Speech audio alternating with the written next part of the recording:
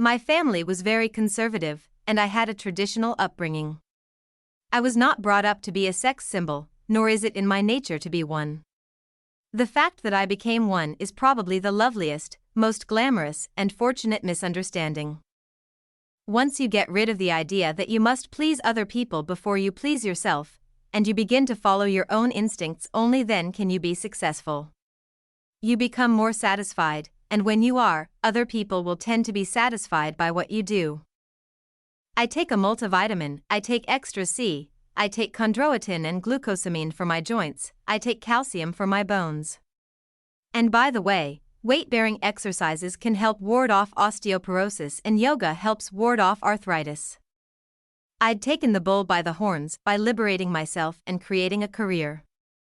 It took guts, it was scary and chancy, but they discounted me as empty-headed, some little piece of fluff without any brain that happened to come along. My self-esteem, myself this, myself that. Believe me, I've been there. I'm an actress.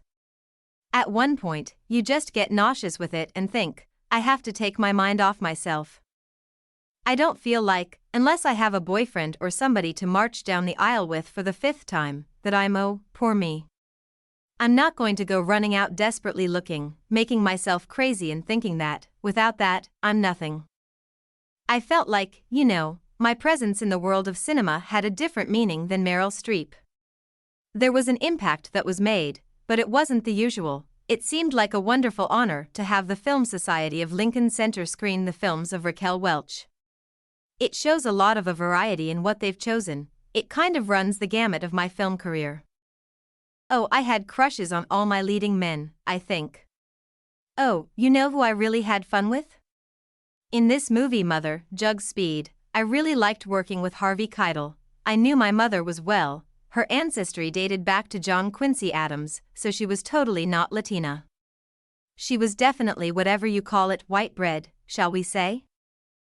I am 5 feet 6 inches, and at my peak, my vital statistics were 37-22-35.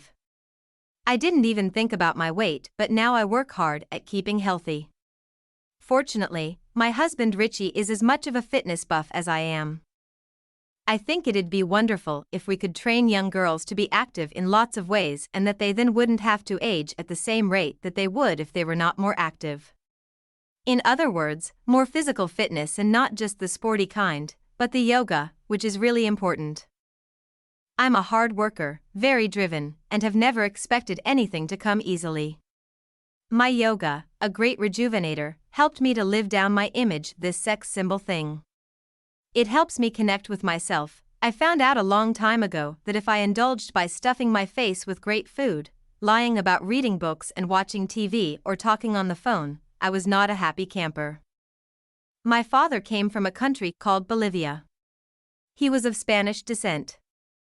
I never went to Bolivia until I was 60 years old, but apparently when he was 17, he had already planned his entire academic curriculum so that he could graduate high school and enter college in the United States.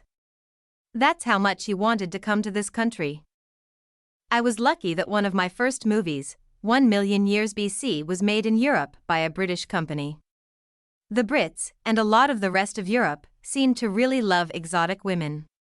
The fact that I was American and exotic just made me more appealing to them.